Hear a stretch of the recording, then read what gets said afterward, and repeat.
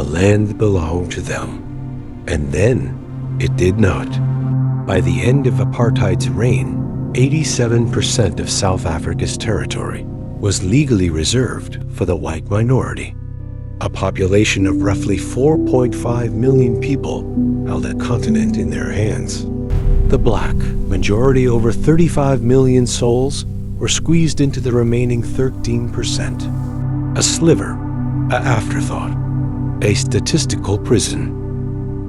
Before the number was 13%, it was 100%. For centuries, the hills, the valleys, the rivers, and the coasts were not percentages on a surveyor's map.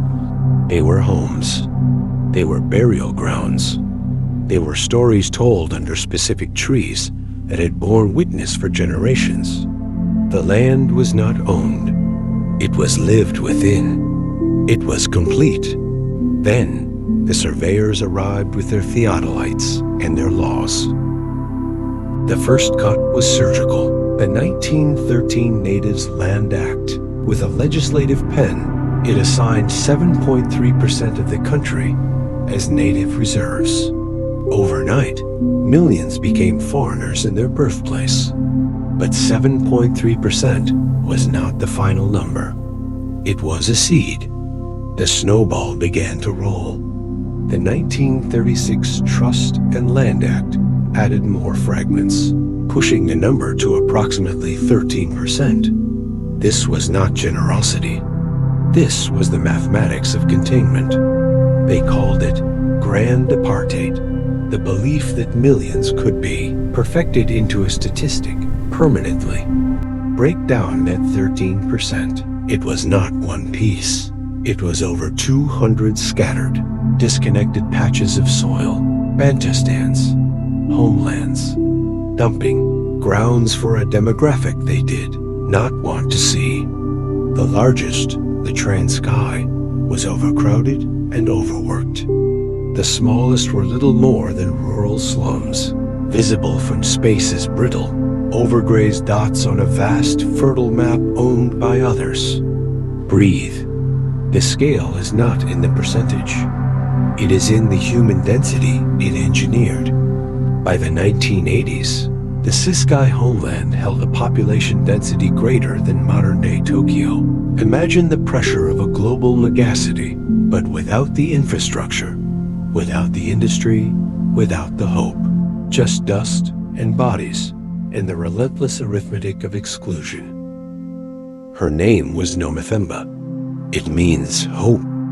She was born on a farm in the Eastern Cape, where her family had lived and worked for 3 generations.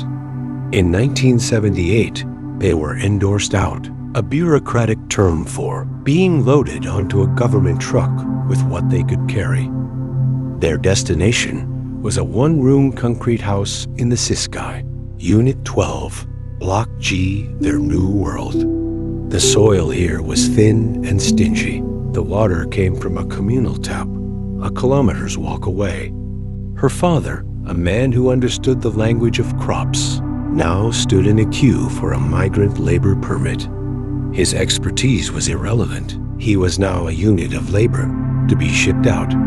Nomathemba's story is not one of a single violent eviction caught on camera. It is the story of the quiet, crushing aftermath of the statistic.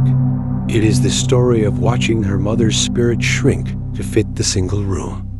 It is the story of a lineage tied to a specific riverbank now severed, replaced with a numbered unit on a planner's map.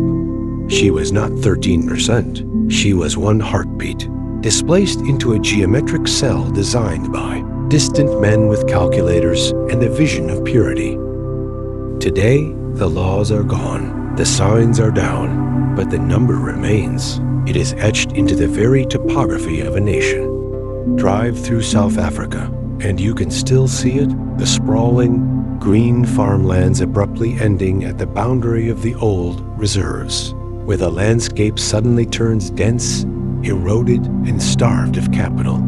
The 13% is a ghost in the soil, a paleontological record of engineered inequality. We measure historical wounds in years, in laws repealed, in speeches given. But what happens when the wound is not a date, but a shape on a map?